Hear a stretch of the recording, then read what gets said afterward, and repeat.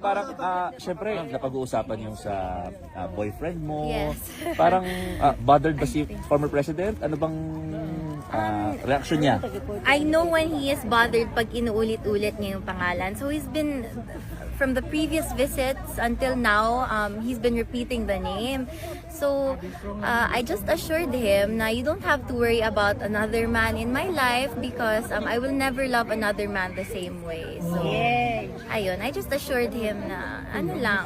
Siyempre, I know my limits also. So of course, I Baby know girl my kasi. priorities right now and yun, baby girl niya pa rin ako. The other visit, I asked him, okay, how old am I turning on April 10? He said, 21, but you are still 12 years old to me.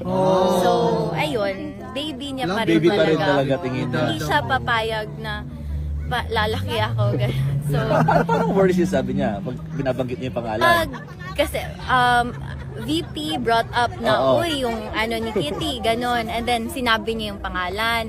So, usually, when he rarely says any names, but when he does mention a name, it means that it bothers him. So, syempre, every father would Yeah. would Especially feel the same way. baby girl. I understand. So, it's just being a father. Siyempre, kagwapa ni Kitty, sa Yes. Magori ang papa. Diba, Kit? Yes.